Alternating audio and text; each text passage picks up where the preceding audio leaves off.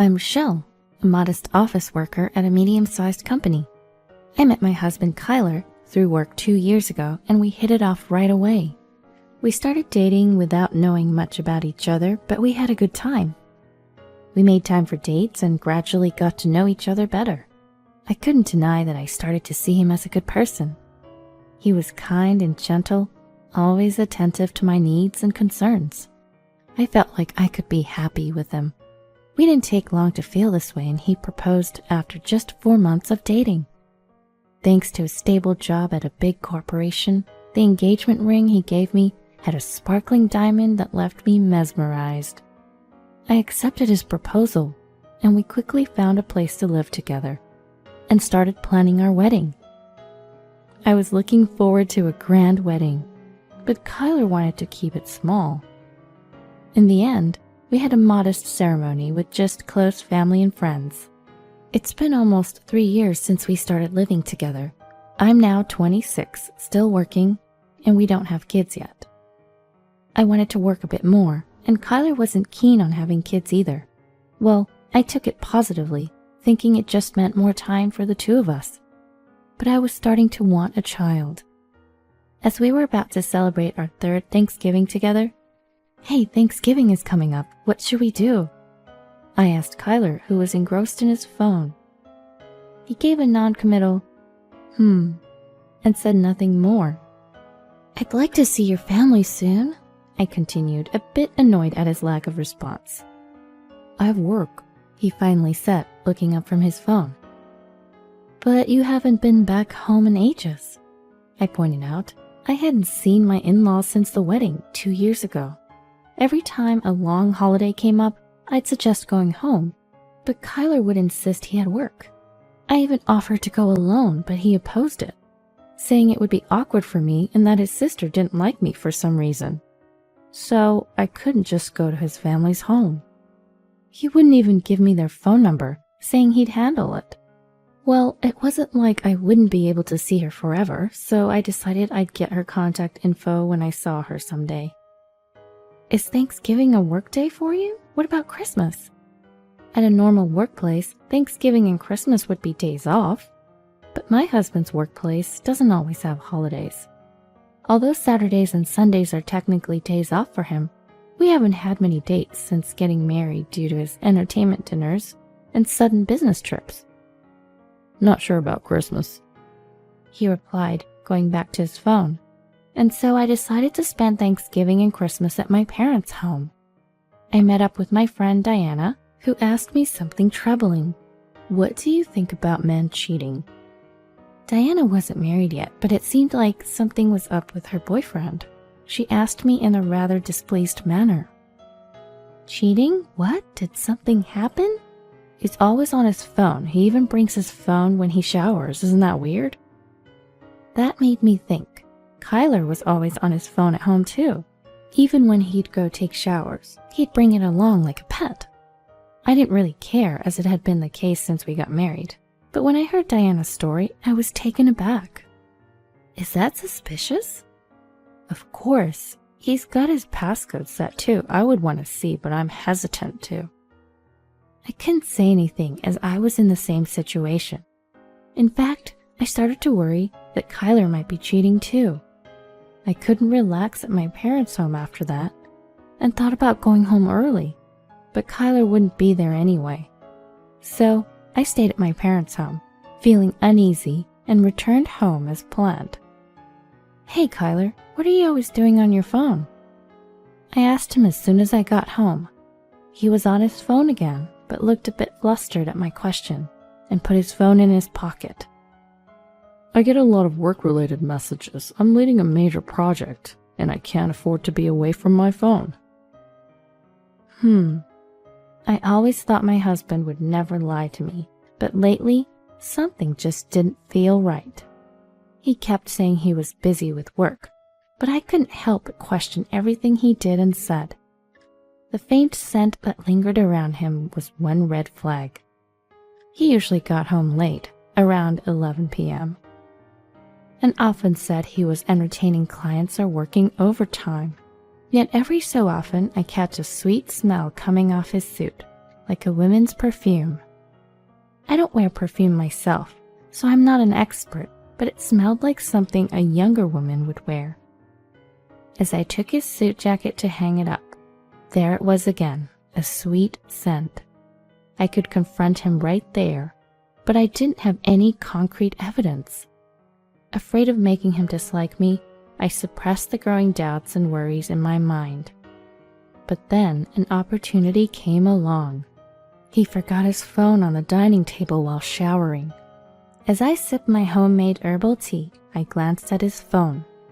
It'd be easy to look now, but if he found out, he could lose trust in me. I was torn. I wanted to clear my suspicions, but if he really was cheating, I may not recover from the shock. Various thoughts flooded my mind as I looked at that phone. Suddenly, it buzzed with a notification. Startled, I took a peek. It was just a message alert, but the content wasn't displayed. I couldn't see the content because he set it so it doesn't show up. I reached for his phone, making sure he had not come out of the shower yet. I held my breath as I moved my fingers to open the phone, but it was locked. Of course. Everybody locked their phone. I was annoyed, but also relieved, as I went to put the phone back. Then it buzzed again, this time an incoming call. The screen read, Gabriella. Who was Gabriella? I didn't recognize the name, but I knew I could still answer it even though it was locked. I naturally slid my finger across the screen and put the phone to my ear. Hello, Kyler. Is this a good time? The voice on the other end was a young woman. I got even more nervous. Kyler's in the shower right now. What? Who is this? I told her he couldn't talk, and her voice changed. It got lower and colder. I'm his wife. This is not good. She hung up after saying just that. What did not good mean? I put the phone back on the table. It was clear. He was cheating, and probably with Gabriella. But I didn't have proof to confront him. I looked at his phone on the table, pondering, what did this mean for me? More importantly, what's the right thing to do? Should I get angry? Should I cry? Should I pretend I don't know? No, pretending is off the table now. I did answer the phone after all. Oh, there it is. Lost in thought, I didn't notice him come out of the shower. I caught my husband reaching for his phone and looked at him. Was he checking something or typing a message? It was hard to say. Gabriella called. When he heard this, he stopped what he was doing and looked at me. Oh, did she? The moment our eyes met, he averted his gaze and started fiddling with his phone again. Normally, he'd sit next to me after a shower to have a beer, but not this time. He seemed like he was about to leave. Wait, can we talk for a second? I stopped in with a smile and gestured for him to sit. What about? He stayed put, but didn't come closer. Who's Gabriella? A coworker. I bet she's cute. She sounds like it from her voice. Hearing this, he turned his surprised eyes toward me. How would you know? I answered the phone. What? As I continued speaking cheerfully, his face transitioned from surprise to what looked like anger. He stopped towards me and pulled my hand. What's the big idea answering my call like that? I had never heard my husband raise his voice like that before. Though taken aback by his sudden change, I knew I couldn't back down. I stood up, looked him in the eye, and asked, What's your relationship with this Gabriella person? We'd never had a fight since we met. Maybe that's why he looked surprised for a moment. She's just a coworker. His voice softened, and he sat down on a nearby chair. I sat back down too. I couldn't press him further at this point. I'd have to gather evidence later. Just then, his phone rang again. Another call? I asked, noticing his troubled expression as he looked at the screen. He nodded and started to get up, but I grabbed his hand. Answer it on speaker here. If it's work-related, you can turn off the speaker. I suspected it was Gabriella again. I instructed him to let me hear the voice and content. He sat back down and reluctantly answered the call. Kyler, What was that message about? The voice from the speaker was his mother's. So it was his mom. I felt a bit relieved. But he didn't respond, his face turning pale. I nudged him to continue the conversation, but he remained silent. Are you listening? What's this about Rochelle being dead? Tell us where to go. Your father and I are coming to see you right now. His mother raised her voice, frustrated by his silence. I was shocked. What's going on? I'm right here. I looked at my husband, who was trembling, gripping his phone. I'm alive. A moment of silence followed. What? Rochelle, what's going on? His mother sounded just as confused. I was equally puzzled. Why did she think I was dead? What's going on? Kyler texted me saying you passed away and that he'd handle the funeral alone and that I didn't need to show up. This made no sense. Was it a spam text or something? I briefly thought. But Kyler's trembling suggested he actually did contact his mother. I'm coming over tomorrow. His mother, still confused but seeing no other way to proceed, hung up. I asked my husband for an explanation, but he said nothing. Fortunately, it was still Thanksgiving break, so I was going to be home. I didn't know he was working, but I told him to take a sick day if he had to, and I went to our bedroom. He didn't come to the room that night, and it seemed like he slept on the couch. The next morning, I woke him up, made breakfast as usual, and we waited for his mother. He didn't say a word and looked scared the whole time. He didn't touch his phone either. I didn't bring up his behavior and quietly waited. Around noon, his mother arrived. Kyler's father was with her, carrying lots of bags. I greeted my in-laws warmly, and they reciprocated with smiles, handing me the bags and explaining they were gifts. There were homemade treats from his mother, famous sweets from a local shop, and lots of cakes.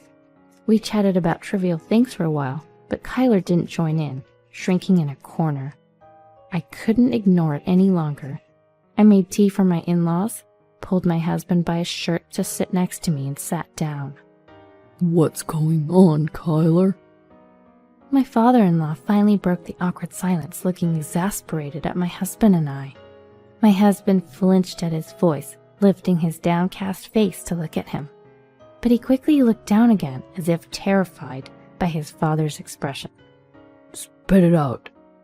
My father-in-law raised his voice, and my husband started to explain in a shaky voice. Based on my husband's account, he met Gabriella through work shortly after we got married. Initially, they were just colleagues, but things changed when they started working closely on a project. Gabriella confessed her feelings for him. He told her he was married, but she was okay with it, so they started dating. They were together for a little over 2 years. He said all this happened shortly after we got married. At first, he thought it was just a fling, but he started to fall for Gabriella. He considered divorcing me to marry her, but realized he'd have to pay a hefty settlement if he admitted to cheating. So he tried to make my in-laws dislike me, thinking I'd initiate the divorce. He even spread rumors about me to my in-laws and his sister. But my in-laws never showed any signs of disliking me, and I didn't seem to be bothered by it. So he thought about cutting ties with me and paying the settlement. So he told his parents that I had passed away. My in-laws and I were dumbfounded by his foolishness. You're unbelievable. I'm so sorry, Rochelle, about our poor son. My mother-in-law apologized, holding back tears. I told her to look up, and then she looked at my husband. Kyler was visibly shaking, his face pale. If you're willing to pay the settlement, I'm okay with a divorce, I told him, smiling. At that moment, my father-in-law landed a punch on my husband's head. You idiot! Break up with her right now. You've lost your freedom. Go home. My husband was too stunned to resist. Kyler was frightened by my father-in-law's furious behavior, and it looked like he was about to burst into tears. I couldn't help but laugh a little. We'll take responsibility for the settlement. my mother-in-law said, tears streaming down her face. I wrapped my arms around her and smiled at her. Don't worry about it, I reassured her. After hearing all this, staying together seems foolish. I have a job and we don't have kids. I'm sorry I couldn't be a better wife, I said to my mother-in-law, after hearing about my husband and immediately losing interest. My in-laws apologized to me over and over again and left the house, dragging my reluctant husband. We divorced shortly after. I claimed a hefty settlement and kept the house. A few days later, I got a call from an unknown number. It was my sister-in-law. Apparently, she had also been misled by Kyler, and that was why she never tried to get to know me. It turned out, both my sister-in-law and I had no hard feelings about each other ever, and she wanted to reach out to me. She wanted to be friends, even though we were no longer sisters by marriage. She said she wanted to meet up. So I agreed to meet with her and ended the call. A few days later, I saw my sister-in-law for the first time since the wedding. We both were happy to catch up, and we quickly became comfortable with each other after chatting and hanging out. From that day on, we stayed in touch and became good friends. She even filled me in on my ex-husband's situation. Apparently, Gabriella had no intention of marrying him. She was just using him for financial support.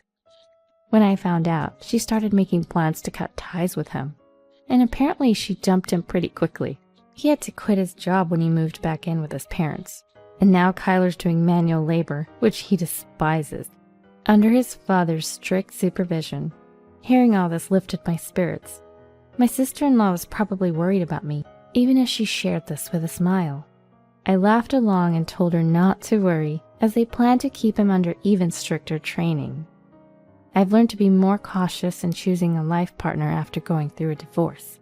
I told my sister-in-law that it's all good now, as this experience has led to a positive outcome.